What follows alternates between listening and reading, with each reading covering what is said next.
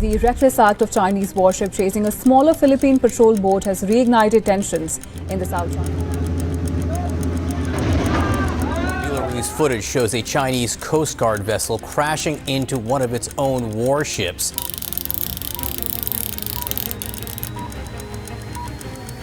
Philippine Coast Guard says two U.S. Navy warships were deployed off Scarborough Shoal. A Chinese naval boat has collided with its own Coast Guard vessel while chasing a Philippine patrol boat in the South China Sea. It is the latest in a series of confrontations between China and the Philippines in the area.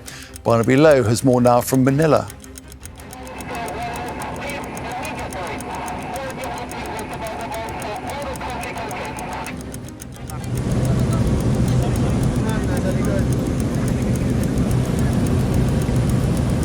Hold on to your seats because the South China Sea is boiling over.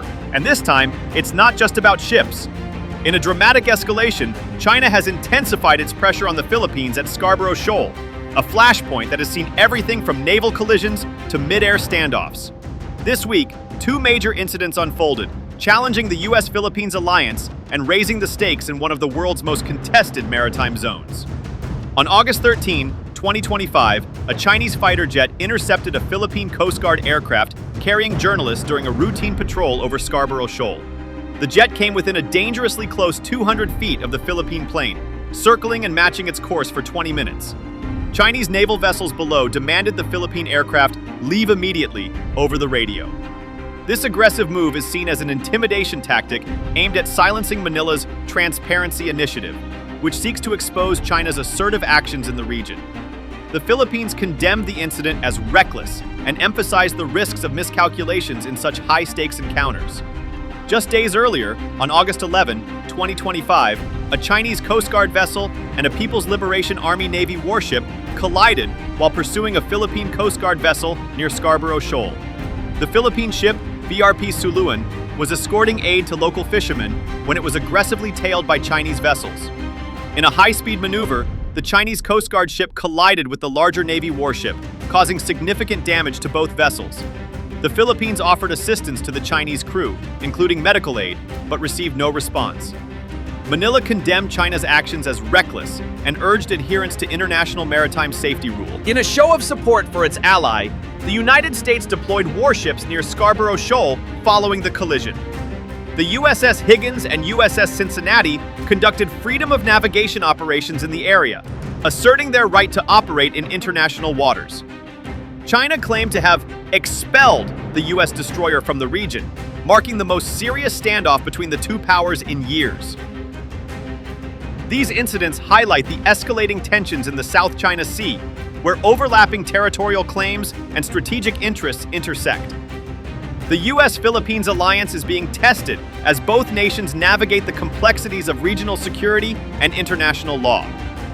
With China asserting its claims through both military and diplomatic means, the situation remains volatile and unpredictable.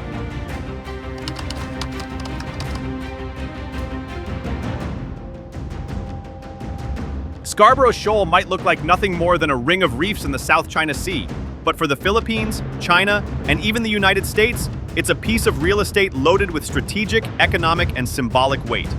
Located just 120 nautical miles from Luzon, the shoal lies well within the Philippine Exclusive Economic Zone, EEZ, as defined under the United Nations Convention on the Law of the Sea, UNCLOS. That means, under international law, it's Philippine territory to exploit and protect. But Beijing claims it as its own, making it one of the most contested spots in Asia's maritime chessboard. From a resource perspective, the waters around Scarborough are a fisherman's gold mine, rich in tuna, mackerel, and other species that feed both local communities and international markets. Beneath the seabed, geologists suspect the presence of oil and natural gas reserves, which could be a game changer for energy security. Militarily, the location is a natural choke point for naval access. If China were to build a forward base there, it could cover Subic Bay, Clark Air Base, and northern Luzon with surveillance and strike capability, right on the Philippines' doorstep. Yet the shoal's significance goes beyond fish, fuel, and firepower. It's also a symbol of the fight between rules-based order and might makes right. For over a decade, Scarborough has been the flashpoint in Philippine-Chinese tensions, a constant reminder that international law only works if it's enforced. Every standoff here becomes a litmus test, not just for Manila's resolve, but also for Washington's credibility as a treaty ally. Historically, the Philippines enjoyed de facto control over the shoal from the Spanish colonial era through the 20th century. That control ended abruptly in 2012 after a tense naval standoff with Chinese ships. When Beijing ultimately seized the shoal, the Obama administration chose not to intervene directly, fueling doubts about the U.S. willingness to stand by its commitments in a real crisis. That moment still shapes Philippine defense policy today, driving a more assertive push to document Chinese activities and strengthen alliances. In short, Scarborough Shoal isn't just another disputed reef. It's a strategic prize, an economic lifeline, and a geopolitical symbol. Whoever holds it doesn't just control a patch of ocean, they shape the balance of power in the entire South China Sea.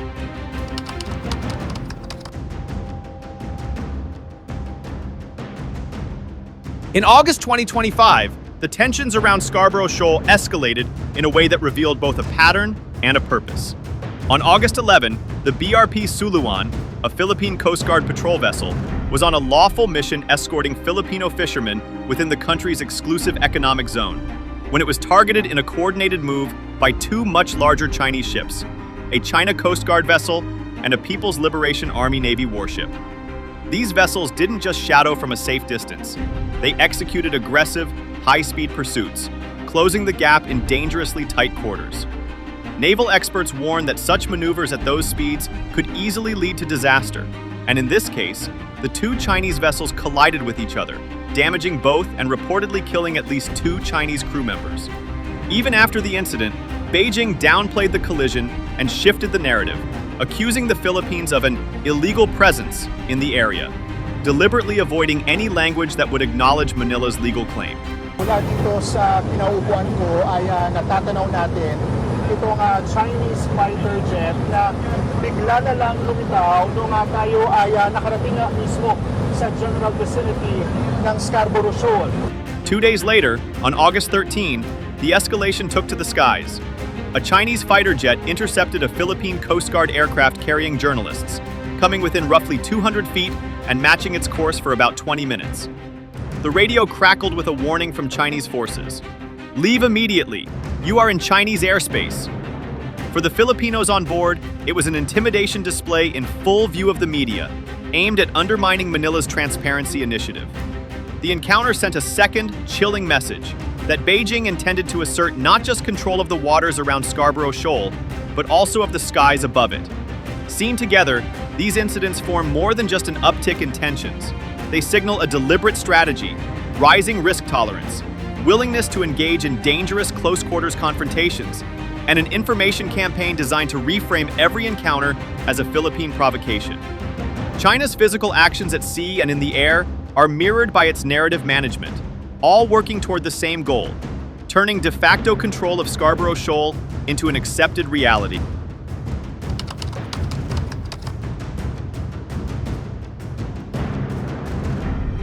The Scarborough Shoal tensions are more than a sovereignty dispute. They are a live test of the U.S.-Philippines alliance.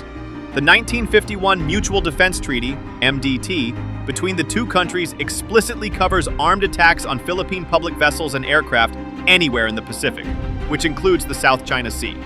In theory, that means if a Chinese warship or jet fires on a Philippine Coast Guard ship or aircraft, the U.S. is treaty-bound to respond. But Beijing's strategy exploits the gray zone, using tactics like unsafe intercepts, ramming attempts, and high-speed harassment.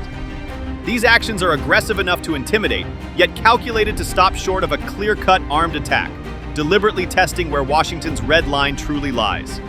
The stakes have only grown with the expansion of the Enhanced Defense Cooperation Agreement, EDCA, which has given the U.S. broader access to Philippine military bases, including facilities strategically positioned near Scarborough Shoal. This deepened integration means any incident in the shoal's waters could now have immediate operational implications for U.S. forces.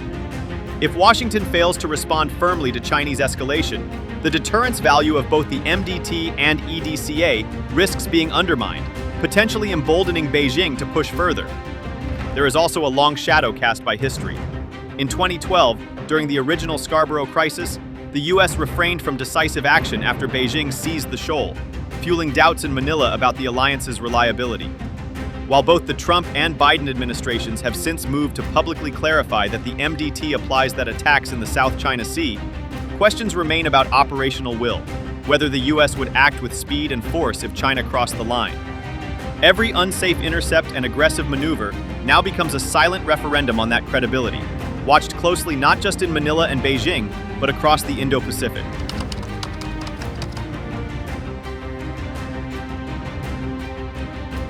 China's actions around Scarborough Shoal follow a layered strategic calculus, with short-term moves designed to shape behavior and long-term goals aimed at altering the strategic balance. In the immediate term, Beijing wants to discourage the Philippines from conducting regular patrols or bringing journalists to the shoal. Every unsafe intercept, close pass, or radio warning serves to raise the costs of Manila's Transparency Initiative, sending a signal that monitoring China's activities will be met with pushback. At the same time, these encounters allow China to probe U.S. resolve indirectly, forcing Washington to weigh whether each close call warrants a response. By doing this repeatedly without triggering an outright armed clash, Beijing works to normalize its own maritime and aerial enforcement as the new normal in the area. Over the long term, China's goal is straightforward: establish de facto control over Scarborough Shoal and integrate it into its system of Chinese-administered maritime zones, just as it has done with other contested areas in the South China Sea. If deterrence by the Philippines and its allies falters, Beijing could move toward reclamation or even militarization, turning the shoal into a forward operating base. Such a development would not only cement Chinese control, but also extend its surveillance and strike reach deep into the Philippine archipelago. If there is a war over Taiwan, we will be in drone. Hihilain tayo sa aya't gusto natin. Kicking and screaming. We will be drawn and dragged into that mess. Whatever you do, come on, wag na tayong hope. I love this saying, hope is not a plan. I hope it doesn't happen. I hope it doesn't. But if it does, we have to plan for it already. Adding to Beijing's calculus is the Taiwan factor. Philippine President Ferdinand Marcos Jr. has declared that Manila's involvement in a Taiwan contingency would be inevitable, a statement that significantly alarms Chinese leadership. Coupled with expanded U.S. access to northern Philippine bases under the Enhanced Defense Cooperation Agreement and the potential for advanced missile deployments there, China sees Scarborough Shoal not just as a sovereignty issue, but as part of a broader defensive buffer against U.S. and allied operations that could threaten its eastern seaboard in the event of a Taiwan crisis. In Beijing's eyes, holding Scarborough firmly today is a hedge against a much larger confrontation tomorrow.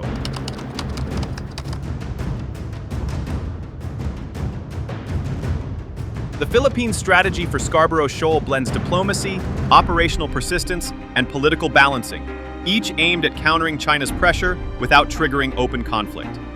Diplomatically, Manila continues to lodge formal protests with Beijing after every incident, using the language of international law, especially the 2016 arbitral ruling under UNCLOS, to frame its case. At the same time, it works to rally regional and global partners, engaging ASEAN members, Japan, Australia, and the United States for public statements of support. A key element of this diplomatic push is the use of media, both domestic and foreign, to expose Chinese maneuvers. By bringing journalists on patrol flights and sea missions, the Philippine government turns transparency into a tool for both deterrence and narrative control. Operationally, the Philippines has stepped up joint patrols and resupply missions with U.S. forces, making it harder for China to intimidate without risking a direct encounter with an American vessel or aircraft. Even when faced with dangerous intercepts or close-range harassment, Manila has kept a consistent presence in the shoal's waters and airspace, refusing to cede control by absence. This persistence is as much about protecting resources as it is about signaling sovereignty. We do not want any kind of confrontation with anyone. We want to build a better, stronger, freer, safer Philippines. That's what we are working for.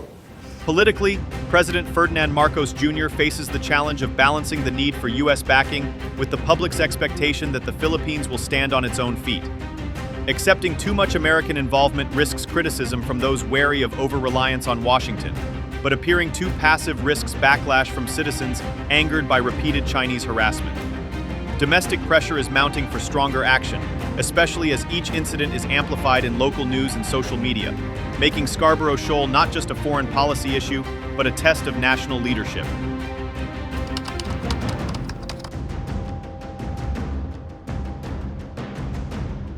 The United States has several levers it can pull to demonstrate resolve and help deter further Chinese escalation at Scarborough Shoal, but each option carries strategic and political weight. Signaling commitment remains the most visible tool. Deployments like the recent presence of the USS Higgins and USS Cincinnati in the shoal's vicinity send an unmistakable message that Washington is watching closely. These moves can be paired with public statements from senior officials reaffirming that the Mutual Defense Treaty covers not just armed attacks, but also hostile actions against Philippine public vessels and aircraft in both the air and sea domains around the South China Sea. Operationally, the U.S. can maintain steady freedom of navigation and overflight operations in the Scarborough Zone, making it clear that it does not recognize Beijing's de facto control. Embedding media crews in joint patrols with the Philippine Coast Guard or Navy can help challenge China's narrative dominance, producing footage that highlights transparency and the lawful conduct of allied forces in contested waters. This would directly counter Beijing's portrayal of Manila as the provocateur. On the coalition-building front, the U.S. can coordinate more closely with allies like Japan, Australia, and India, expanding trilateral and quadrilateral maritime exercises near the South China Sea. Such coordination not only spreads the burden of deterrence, but also signals that the defense of the rules-based order is a collective interest, not just a bilateral matter between Washington and Manila. If calibrated correctly, these combined measures can raise the costs of Chinese escalation while shoring up the credibility of both the U.S.-Philippines alliance and broader regional security partnerships.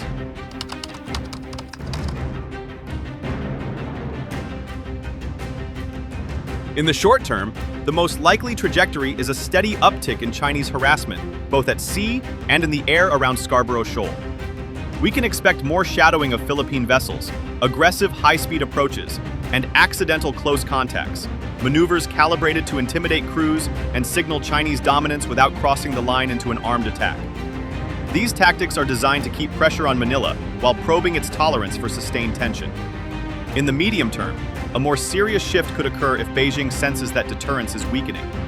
This could take the form of reclaiming land on the shoal or outright militarization, possibly with radar installations, air defense systems, or a small garrison, moves that would dramatically alter the strategic environment. In parallel, Manila is likely to deepen its alliance activities with the United States, bringing in more joint maritime exercises, enhanced missile defenses, and increased use of nearby EDCA sites to counterbalance China's presence. Such steps would also serve as visible proof to the domestic audience that the government is acting decisively. Over the long term, the outcome at Scarborough Shoal will serve as a precedent far beyond its reef and lagoon. If China consolidates control here, it will embolden similar tactics at other flashpoints, such as Second Thomas Shoal, Taiwan's outlying islands, and even the Japanese-administered Senkaku Islands. Conversely, if the Philippines, with allied backing, maintains effective access and presence, it could set a deterrent model that shapes Chinese calculations in other contested waters for years to come.